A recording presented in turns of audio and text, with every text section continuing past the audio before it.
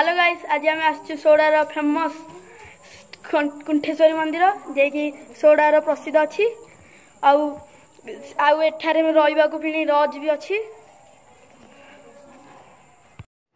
तो सांग मैंने किसी असुविधा कारण कुंठेश्वरी मंदिर दृश्य आपण मानक देखे पाइलु ना। तो एबे आम आसी जाइछु सिद्धेश्वरी किसी दृश्य आपण को देखेबाई। वर्तमान डेरी न करी चलतु देखिबा माँ सिद्धेश्वरी मंदिर दृश्य। वर्तमान आम पहुंच जाइछु मंदिर सामने। बाहर पटु मंदिर दृश्य अति सुंदर देखा जाउची। तो चलतु आग को आउरी देखिबा। तो आपण माने देखि पारुथिबे मंदिर सामने शिवंक वाहन वृषभराज मध्य अवस्थित। तो आपण माने देखि पारुथिबे मूर्तिटी को केते सुंदर भाव में गढ़ा जाइछि,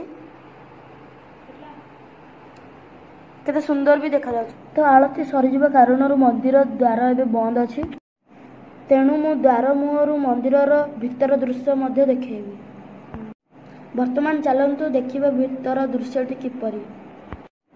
तो आपण माने देखि पारुथिबे मंदिरटी केमिति सुंदर देखा जाउछि। तो चलंतु भीतर दृश्य देखिबा। तो आपण माने देखि पारुथिबे शिव पार्वती को जोड़ी किपरि सुंदर देखा जाउछि। मूर्तिटी अति सुंदर भाव में गढ़ा जाइछि। मंदिर चारिपटे आम एबे बुलुछु। एहार चारिपट मध्य अति सुंदर भाव में गढ़ी तोला जाइछि।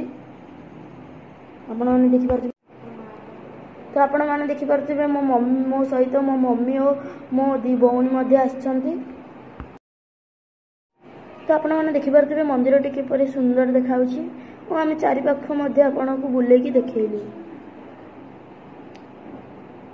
तो आपण माने निश्चय एठिकी केबे ना केबे निश्चय आसिबे और ए मंदिरटी को दर्शन करी जिबे।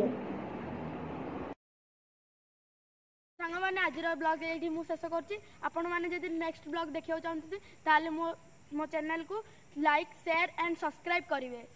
मु रहिली, नमस्कार, जय जगन्नाथ।